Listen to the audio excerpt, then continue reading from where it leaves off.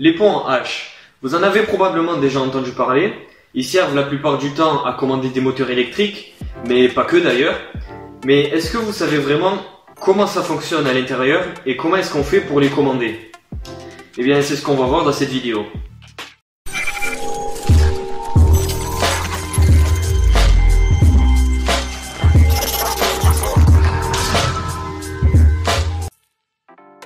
Alors déjà, concrètement, un pont en H, ça ressemble à ça. Ou en tout cas, là, c'est un circuit intégré de pont en H. Puisqu'en fait, ce qu'on appelle un pont en H, c'est juste un morceau de circuit électrique. Donc, si je vous le schématise, ça donne ça. Un pont en H, c'est juste 4 transistors. Et il sert à commander un moteur à courant continu. Puisque pour faire fonctionner un moteur à courant continu, il faut envoyer un plus et un moins pour faire tourner le moteur. Le problème, c'est que si j'envoie juste du courant bêtement comme ça dans le moteur va tourner, mais il tournera que dans un seul sens. Et pour faire tourner le moteur dans l'autre sens, il faut obligatoirement inverser le plus et le moins. Et là on peut voir que le moteur tourne dans l'autre sens. Le problème, c'est qu'on peut pas aller soi-même débrancher et inverser les fils dans un appareil pour faire tourner un moteur en sens opposé. Il faut trouver un moyen de le faire en électronique pour que ce soit automatisé. Et donc un pont en H, ça sert justement à ça. C'est juste 4 transistors qui se comportent comme des interrupteurs. Là, du coup, on voit bien d'où vient le nom pont en H. En fait, c'est juste parce que le circuit a une forme de H. C'est aussi simple que ça.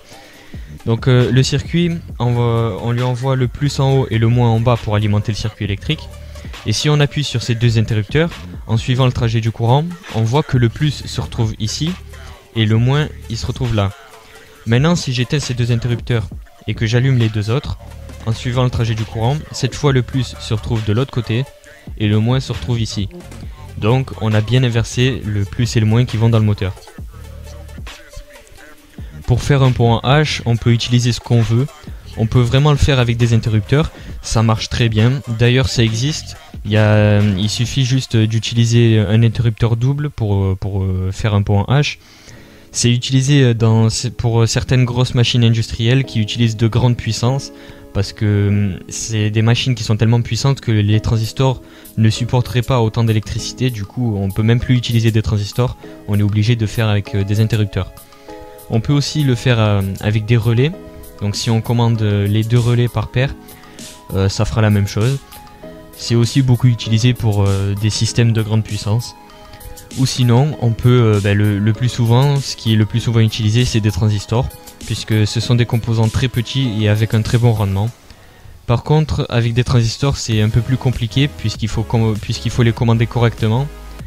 Et en fait, un transistor, c'est vraiment comme un interrupteur. Quand il reçoit un signal sur cette borne, il laisse passer le courant. Et donc c'est un peu comme un relais finalement.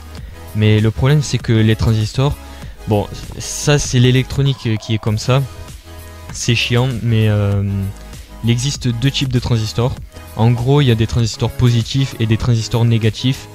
Et en fait, il faut que les deux transistors qui sont en haut, il faut que ce soit des transistors positifs.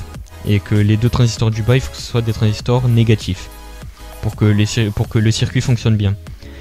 En vrai, bon, ça marcherait quand même si on n'utilisait que des transistors positifs. Mais après, les composants ils vont se mettre à chauffer. Et aussi, il n'y a pas tout le courant qui ira dans le moteur. Genre, si le circuit il est alimenté en 12 volts, il n'y aura que 9 volts qui iront dans le moteur. Donc c'est un peu con.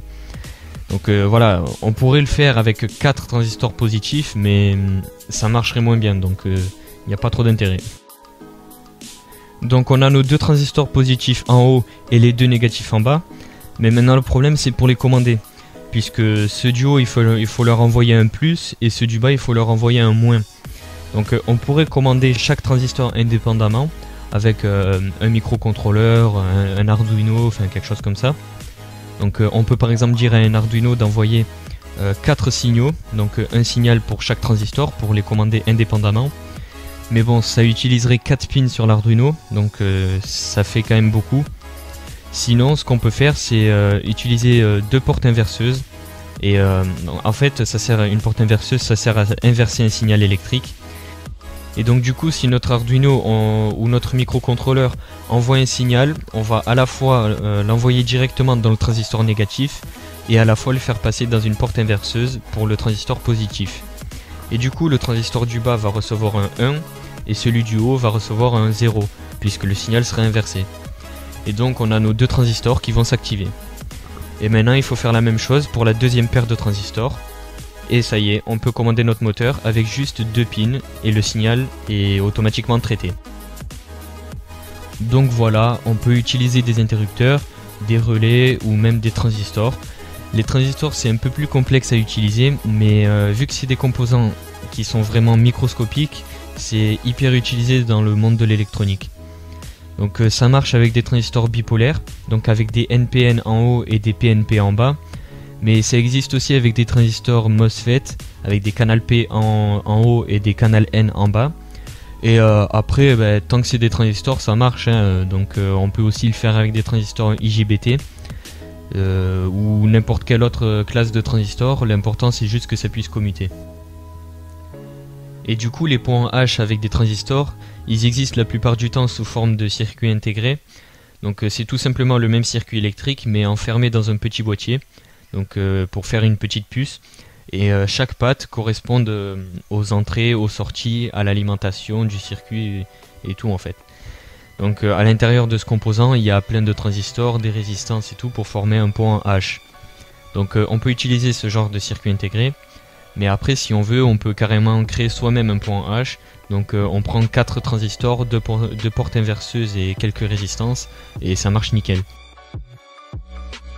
Et aussi les circuits intégrés, ils ont généralement les portes inverseuses qui sont déjà intégrées. Donc pour que ce soit plus simple à utiliser. Et il y a même parfois aussi un pin pour activer ou désactiver le point H. Et aussi un pin pour du PWM. Comme ça on peut commander le sens de rotation ici et on peut commander la vitesse de rotation du moteur par ce pin. Donc ça c'est simplement un autre transistor qui est placé au niveau de l'alimentation du point H de manière à faire varier la tension avec du PWM. Et aussi un détail que j'ai oublié de préciser, c'est qu'il faut très bien piloter les transistors pour pas qu'il y ait ces deux-là activés en même temps, ces deux-là ou les deux autres. Parce que sinon ça fait un court-circuit. Il faut que le courant dans tous les cas le courant passe par le moteur. Et aussi il faut 4 diodes de roue libre pour protéger le circuit des surtensions provoquées par le moteur. Mais ça pareil, la plupart des circuits intégrés les ont déjà. Bon allez, on va tester tout ça quand même. Donc le circuit intégré le plus connu c'est le L296N. C'est celui qu'il y a dans tous les modules pour Arduino quasiment. Donc on le voit vraiment partout, il coûte très peu cher et il supporte une assez bonne puissance quand même. Donc c'est un point H mais c'est même un double point H puisqu'il peut commander 2 moteurs en même temps. Bon, pour faire le test, j'ai plus de point H en stock. Du coup je vais utiliser celui qu'il y a sur une imprimante que je suis en train de fabriquer. Donc vous pouvez acheter simplement le composant tout seul, donc c'est un peu moins cher, mais c'est juste qu'après il faudra souder tous les fils et tout sur chaque pin pour pouvoir l'utiliser.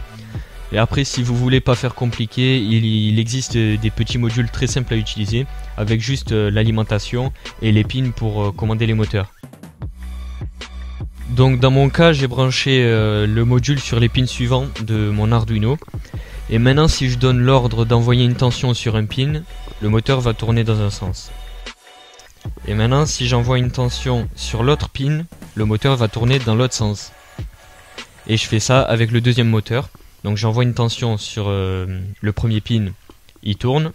Et maintenant si j'envoie une tension sur le deuxième pin, il va tourner mais dans l'autre sens. Et voilà.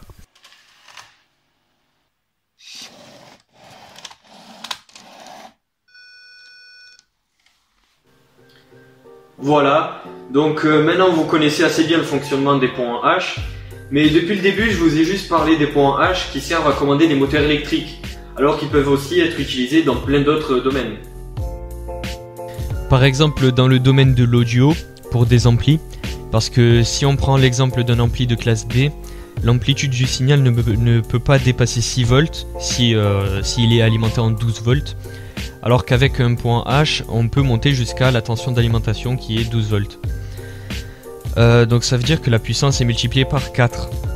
C'est énormément utilisé dans des petits amplis de classe D, un peu comme celui-là.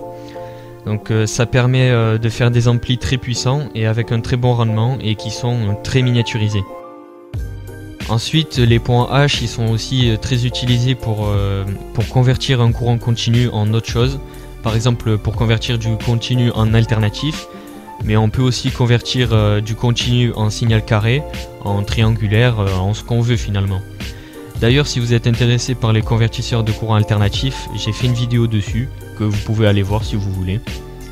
L'avantage des points H, c'est qu'on peut recréer un courant alternatif qui est vraiment sinusoïdal. Par contre, il n'y a pas d'isolation galvanique et la tension ne change pas. Mais c'est quand même très bien. Donc, par contre, c'est quand même compliqué à réaliser. Mais ça existe et c'est très pratique.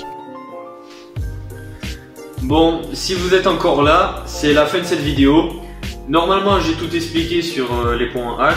J'ai expliqué ce qu'il y a de plus important à savoir. Si j'ai oublié quelque chose, je vais devoir faire une partie 2, donc ça va vraiment être chiant. Mais bref, rejoignez mon groupe d'électronique, suivez-moi sur YouTube, Instagram, comme d'habitude. Il y a les liens en description. Et à la prochaine.